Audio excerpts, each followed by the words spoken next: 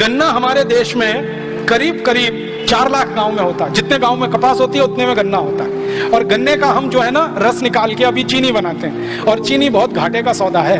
चीनी की मिलों को चलाने के लिए सरकार को हजारों करोड़ की सब्सिडी देनी पड़ती है, तब भी चीनी मिलें घाटे में रहती हैं। और इतने घाटे में रहती हैं कि किसानों के गन्ने का मूल्य नहीं दे पाते वो उसी समय जिस समय गन्ना खरीदते। इतनी बुरी हालत है चीनी मिलों की।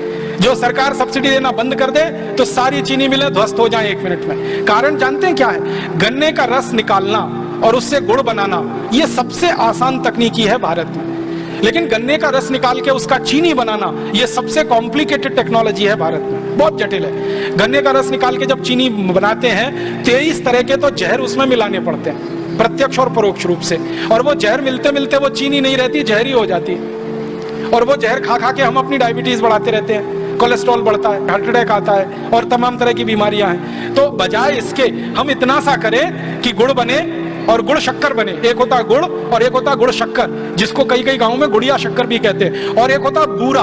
बूरा तो आप सब जानते हैं, पश्चिमी उत्तर प्रदेश में खांड जिसको कहते हैं। तो बूरा है, गुड़िया शक्कर है और गुड़ है। ये 3 उत्पाद पूरी दुनिया में भारत के डिमांड है इनकी।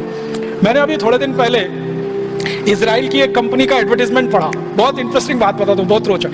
इजराइल की एक कंपनी है, वो मिठाई बनाती है। मिठाई बनाने के लिए उनको कुछ वो चाहिए, मीठी चीज चाहिए।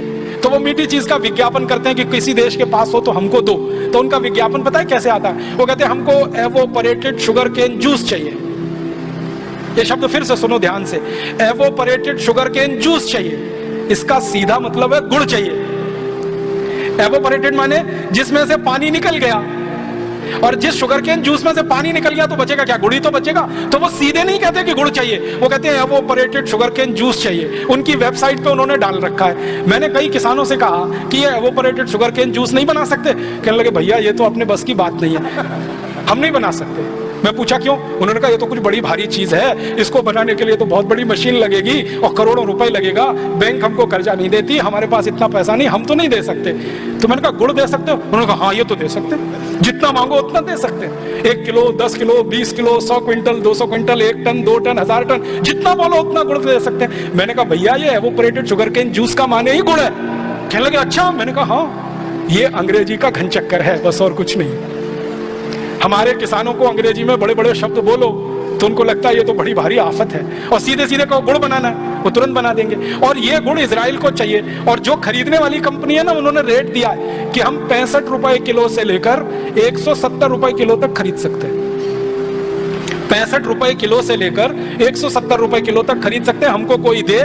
बस शर्त इतनी है कि ऑर्गेनिक हो, माने उस गन्ने को पैदा करने में यूरिया न डाला गया हो, डीएपी न डाला गया हो, बस इतनी सी बात है। तो हम तो कर सकते हैं ये काम, बस इसके लिए कानून बदल करना है। आप बोलेंगे कानून क्या है? अंग्रेजों के जमाने में सबसे पहली चीनी मिल लगी थी इस देश में, और चीनी का उत्पादन अंग्रेजों ने शुरू कराया था। उस समय उन्होंने शुगर के लिए कानून बना दिया था। कानून ये है कि किसान कई इलाकों में गुड़ नहीं बना सकता, कानूनी पाबंदी है उस पर। आपको सुन के धक्का लगेगा कि भारत में 17 राज्यों में यह कानून है कि किसान कानूनन गुड़ नहीं बना सकता। जो वो बना रहे हैं वो सब गैर कानूनी है, और अंग्रेजों के जमाने का कानून है ये।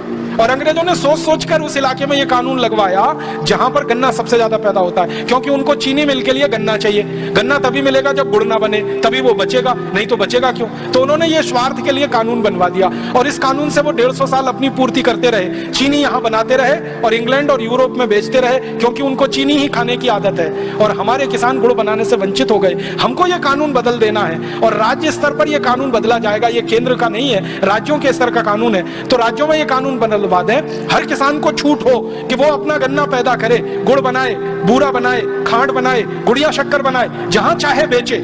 अगर ग्लोबलाइजेशन विदेशी कंपनियों के लिए हो सकता है तो ग्लोबलाइजेशन किसानों के लिए क्यों नहीं होना चाहिए? विदेशी कंपनियों को पूरी छूट है इस देश में कि वो कुछ भी बनाएं और कुछ भी बेचें और कहीं भी ले जाएं। तो ये छूट किसानों को क्यों नहीं हम दे सकते कि वो गुड़ बनाए, गुड़िया शक्कर बनाए, बूरा बनाए, जहां चाहे वहां बेचें। और कितना बड़ा रोजगार पूरे देश में हो सकता है। 4 लाख गांवों में गन्ना होता है, ध्यान रखिएगा इस बात को। करोड़ों किसानों को रोजगार हम इस काम में दे सकते हैं।